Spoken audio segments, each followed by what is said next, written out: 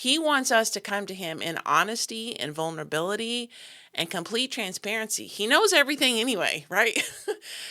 He wants us to come to him exactly how we are right this moment. God can meet you in your moment right now, where you're standing in this second. God can step into your life and meet you right there. Do you want to achieve your goals, but anxiety is tripping you up? Like to keep those fun weekend plans, but depression has you counseling again? Hey, I'm Lori, dog mom, lover of nature, and hygge enthusiast. Positive psychology skills help me overcome chronic severe PTSD. If you're ready to learn how to overcome your anxiety and depression and rediscover happiness and purpose in life, then get your cozy on and let's get started. I am so excited to bring you this very first bonus episode with practical solutions for PTSD. In these bonus episodes, we're going to be looking at mental health, depression, anxiety, PTSD, isolation, loneliness, etc. through the lens of Scripture.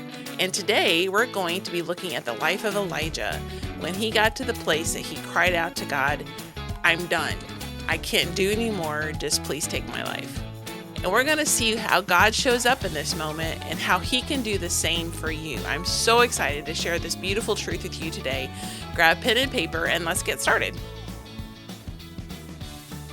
In the fall of 2017, I had gotten to the place emotionally, physically, I was not in a good place. I was struggling with a lot of depression, dealing with PTSD. This was before I found out I had PTSD. Physically, I was not in a great place. I was dealing with a lot of fallout from that. And what I found out later, my iron levels were very, very low, which was causing some extreme depression. And I just felt like I couldn't go anymore. And I cried out to the Lord and just told him, "Look, can you just please take my life? If this is what life is going to be, I don't want to live anymore. I don't want to live like this. Can you just just take my life and let me go to heaven and let it be done?" And God gave me this passage in 1 Kings chapter 19, where one of the biggest heroes of the Old Testament, Elijah, also cried out to the Lord, "Can you please just take my life?" And God began to unfold his response to Elijah. And it was so beautiful what God gave me through that passage and the compassion and understanding that we see God show Elijah. And he's also there to show that to us. One of the most beautiful things I have found about walking and following Christ through this journey of PTSD, depression, anxiety, physical, whatever, God does not expect us to come before him with everything in order and lined up and all our boxes checked and having this perfect posture when we come before him. He wants us to come to him in honesty and vulnerability and complete transparency. He knows everything anyway, right? He wants us to come to him exactly how we are right this moment.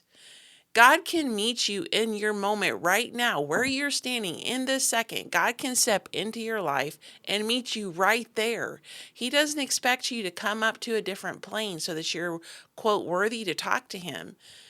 No, he will meet you exactly where we are. But we see this in the reincarnation of Christ. When God came down to earth as a child, in the poorest of the poor family in Israel, so that he could meet us where we are.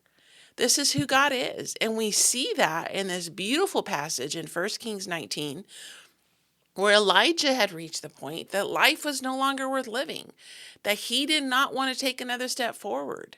So I want to dive into this a little bit and see what we can learn from him and how we can apply it to our own lives, and the hope that God can give you today if you're at a place where life is just not worth living.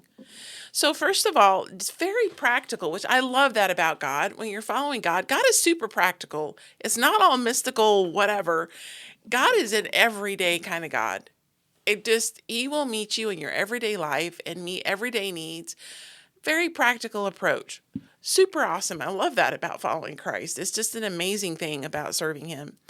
But if you look back at what had happened through Elijah's life up to this point, what was it that had transpired that brought him here? So 3.5 years prior to this, Elijah just kind of burst on the scene when he stands before King Ahab and tells him, because of the sin of Israel and the fact that you just insist on serving Baal, God is going to stop the rain, and there will not be another drop of rain until I say so through him. Like he says it through me. There's no more rain. And then he just disappears after he upsets the entire court. God catches him away, hides him by the brook, Cherith, I think is how you said it, and then feeds them with ravens. Can you imagine how incredible that was, being fed by ravens? This is so awesome. And I've heard people say that the ravens were taking food directly from his table, from God's table, and feeding it to him. That is just an incredible concept. Anyway, he stays there until the brook dries up because, again, it's not raining. They're in drought. And so when the brook dries up, God once again takes him and hides him with a widow in Zarephath. And there, every single day, God performs a miracle and provides them just enough grain, just enough flour to make the cakes that the widow, her son, and Elijah need to survive. Every single day, God does this phenomenal miracle and provides for Elijah and this widow and the child's needs. The child dies. Elijah goes in and through the power of God raises him from the dead. An incredible miracle. And then 3.5 years comes and goes, and God tells Elijah it's time for confrontation. He comes out of hiding. He meets meets Ahab and his assistant, talks to them, challenges them to Mount Carmel. They all gather at Mount Carmel, all the people of Israel, King Ahab, and 400 and some odd prophets of Baal and Elijah. And they have this contest between Elijah and praying to the one true God and the prophets of Baal praying to Baal. And whichever God answers by fire is the true God. So it's a very dramatic moment, and Elijah's like, okay, I'm going to let the prophets of Baal go first. And so they go through all this dancing and cutting of themselves and praying that fire would fall from heaven and consume their sacrifice, and nothing happens. Elijah mocks them and mocks their God and has this whole confrontation with them before the people, and still nothing happens. And then Elijah's like, okay, my turn. And he builds his altar according to the laws, the Jewish laws. He offers a sacrifice. He pours 12 buckets of water over this. So there is no way this thing is going to burn in case God makes it burn. And then he prays such a simple, short prayer, this little tiny prayer. And fire falls from heaven and consumes not only the sacrifice, but it is so hot that it burns up the stone and licks up the water that was in the trough around the sacrifice. Very dramatic, phenomenal display of God's power. It's amazing. And then everybody goes off. They're like, oh, this is incredible. The God of Israel, he is the one true God. This is amazing. And they go off to eat a celebratory meal. And Elijah goes and prays with his servant. And prayer can be really hard work. For those of you that have done it, you know this. Prayer can, especially when you're fighting particular battles in prayer, it can take a lot of emotional energy. So Elijah goes off and prays 7 times that God would send rain. And he sends his servant out to check to see if there's any signs of rain. And 6 times there's nothing, not a cloud in the sky. The 7th time he comes back and says there's a cloud the size of a man's hand. And Elijah says, that's it. God is sending rain. So he sends out the warning to everybody. They all go running away to try to get out of the rain, because sure enough, this huge storm comes up and all this rain is just pouring from the sky. And Elijah runs in front of Ahab's chariot, which is being, quote, driven or whatever. Horses are leading this, running with the chariot, and Elijah's running ahead of them. Now, obviously, this is some divine strength that God is giving him, but he is running faster than the horses and leading them to the city for safety. So he's gone through 3.5 years of being on his guard, of going through these dramatic moments that can be amazing, but they also take emotional and physical energy. He confronts the prophets. And one thing I forgot to mention is under the direction of God, he annihilates all the prophets of Baal that had met on top of Mount Carmel because they were wicked men and were leading Israel down the wrong path. And so he eliminates them and executes them. So that takes energy, emotional and physical energy. He goes to this battle in prayer. That takes energy. He runs in front of Elijah, or in front of Ahab, to the city. All of this takes physical, emotional energy, spiritual energy. When he comes out of that, Ahab goes and tells his wife Jezebel, who is extremely wicked, about all that had happened, and Jezebel says that she is going to kill Elijah.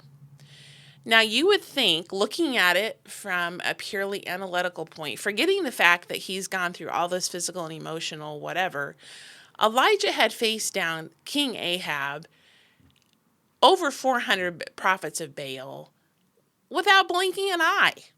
He had stood before him in the court 3.5 years before, didn't blink an eye, gave him God's prophecy that there would be no rain, went into hiding. All this time, he gone through all of this, and he gets one message from Jezebel, and he tucks tails and run. Now, this is how I'd often heard this, had heard this passage presented, that Elijah, for some odd reason, loses all faith, all courage, and goes and hides from a woman. I mean, come on. Now, granted, this is a super scary woman, a very wicked woman, but why would he run and hide from her? So I know Elijah's been criticized a lot for this. I'm going to take a very different approach today, just to let you know. But you look at all that had transpired leading up to this. Elijah, by this point, is physically, emotionally, mentally, and spiritually spent. He had gone through so much in 3.5 years. Now, granted, it was where God wanted him to be. And when your God calls you into a specific place and you are pouring out of yourself, God has your back. Trust me. But when you push your body will step up and let you push it. But eventually you're going to have to cover that check. You're going to have to cover that deficit. Your body's going to demand payment. And Elijah had finally, and this is my personal belief, and what I feel like God just opened up to me, but it's not written clearly in scripture, so you can feel free to debate me. But I feel like Elijah had gotten to the point where he breathed this huge sigh of relief, thinking, man, we had this ginormous battle between the God of Israel, Jehovah, and the God of Baal, and Jehovah obviously won in a big way. There is no way that Baal, the worship of Baal and anything connected to Baal, is going to have a chance of surviving after this. Because look how God showed up and just defeated everything and everybody. But instead, he gets a threat once again in his life from Queen Jezebel. And believe you me, she meant business. And she would have killed him without blinking an eye. I think part of it for me was looking at it, in my opinion, he had come out of this thinking, man, finally it's over. It's done. And bam, he hits it again, where once again he's faced with a threat on his life. The reason why, and to me, sometimes that can actually be more discouraging than going through the initial challenge, where he hid for 3.5 years because his life was in danger. So you would think, I mean, he just came through 3.5 years of fighting for his life and hiding for his life. Why would a threat from Jezebel matter? Years ago, I was sitting in a suicide prevention training, and they made this statement that often with people that are contemplating suicide and they're able to talk them off the proverbial edge, and they'll do really well. And then 3 months in, for some odd reason they couldn't understand, 3 months in, the chance of their suicide actually increases, and people will often follow through in that 3-month period. And they couldn't understand it. And I'm sitting in the audience going, well, duh, that's one of the easiest answers ever to answer. It's because healing is not a linear journey. You can be going through life, it's really tough, it's super dark. I mean, I experienced this personally, where it's so dark emotionally, you cannot see your hand in front of your face. It's just pitch dark. And then finally you start seeing the light of day, and you're like, you breathe this huge sigh of relief. It's over. It's finally over. I'm finally coming through on the other side, and I can have hope again. I see light again. But because healing is not linear, it's often one step forward, 5 steps back, or you hit a bump in the road and you just go even lower than you were before. You may be coming out of that and then bam, you drop. And it's that darkness all over again. But having been there once, you know how awful it is and you do not want to face it again. You just can't imagine going through this darkness again. I think this is what's happening with Elijah here. He had gone through this for 3.5 years. His life had been at risk. For 3.5 years, he'd had to hide and be on guard and be careful of who he talked to, who he was seen by, where he went. Yes, God absolutely was protecting his life, but having your life in danger for 3.5 years, that takes an emotional toll, a huge toll. And he thought, man, we just had this huge victory. It's over. I can finally let my guard down. And bam, he gets a threat from Queen Jezebel saying, I'm killing you within 24 hours. You are a dead man. He thought it was over, and all of a sudden it wasn't. And I think that moment was just really discouraging and overwhelming. And he's like, not again. I can't do this anymore. There's also the fact that he had just won this ginormous, dramatic victory on Mount Carmel. And he's thinking the worship of Baal is over. I mean, God's got this. This is, he proved Jehovah is the true God. And now it's like nothing. It was nothing. In fact, when Elijah flees and he drops his servant off, he goes a day's journey into the wilderness, collapses under a juniper tree, also known as a broom tree, and said, it's enough. Just take my life. I can't do this anymore. In studying this, they said that phrase where it's enough, he's basically said, my work is in vain. Everything I've done for the past 3.5 years, all the sacrifices I've made, all the danger I faced, all the work I put in, and how zealous I was, it was for nothing. Nothing. We're right back where we started. What's the point? I tried so hard and it's all failed. I'm out here by myself. There's no one else that is serving God. I'm it. And he just the despair and discouragement and loss of hope and feeling like it's all for nothing. And I can remember when I was in Kuwait and I had been working with the project I was on for right at 3 years at that time. It was really close to 3 years. And I'd been in Kuwait for about 20 months. I was there for an additional 2 months after this happened, but I'd been there for about 20 months. I had sacrificed so much for the program that I had just poured my heart and soul into. I mean, I left home, left the States. I had poured my heart and soul into this, sacrificed my health, sacrificed so much. And I could see the project falling apart. Because there's politics going on, there's a whole bunch of stuff happening, and then the project was just falling apart. And it didn't look like it was going to survive. And I remember it was like 2 or 3 o'clock in the morning. I couldn't sleep. I was out walking through an empty parking lot, and I just cried out to God. I'm like, why? I have sacrificed so much and I have tried so hard to make this work. You gave me this mission. You gave me this purpose to do this job, and I have poured everything I have into it to make it work, and it's failing. Why? What is going on? That is such a discouraging place to be. Now, God very clearly whispered to my heart that the project I was on was simply a platform that he had used through which to glorify his name, that he had put me there in a place that was so far beyond my capabilities and what I could do, because God could show himself strong through me on that platform. But that the project I was on was not the end. It was a means to an end. The end was glorifying God's name. Elijah had been on this mission for 3.5 years. He had poured his heart and soul into it. He had put his life on the line for it. He had fought so hard, and it felt like everything he had done was for naught, that it was just pointless. There's something about reaching that point where your whole body just kind of collapses and everything just crumbles.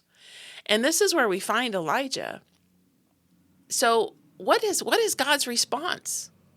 The very first thing he does not say one thing to him about what he said. He doesn't give him any assurance. The only thing he does, lets him sleep, wakes him up, tells him to eat cake and drink water, it's not cake like we want cake, but tells him to eat this bread and water. He goes back to sleep, wakes him up again, says the journey is too great for you. You need to have some more, has more water and bread. And then he travels 40 days into the wilderness. God's first response was so practical. Man, this dude is exhausted.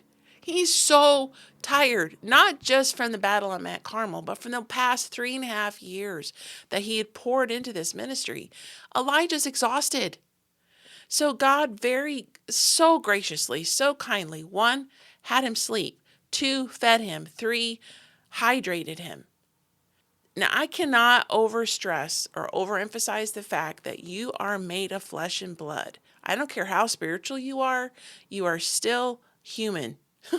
In fact, one of my favorite passages of scripture is Psalms 103:14, where it says, "For he knows our frame, that we are but dust." He remembers that. God doesn't forget that. Elijah, as mighty and wonderful and phenomenal of a man he was, as much of a man of God he was still human. He was still flesh and blood.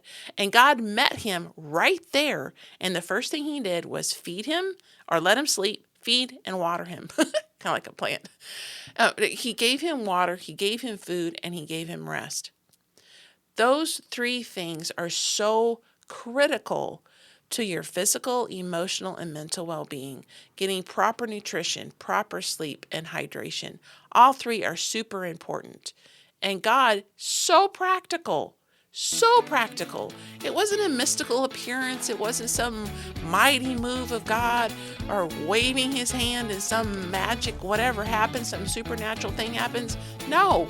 He had him sleep, eat, and drink. It's just so amazing how practical and beautiful God is.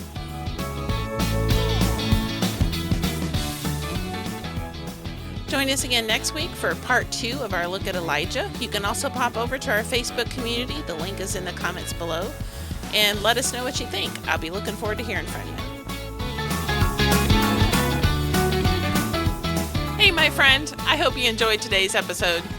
If so, would you please take 30 seconds and share it with someone you know who may be struggling with depression and anxiety? Also, would you please leave a quick review for the show? Knowing how this podcast is helping you fills my heart with so much joy, and it motivates me for future episodes. For now, it's time for Sam and I to head outside to enjoy some sunshine and fresh air. We'll see you back here on Tuesdays and Thursdays for more great episodes.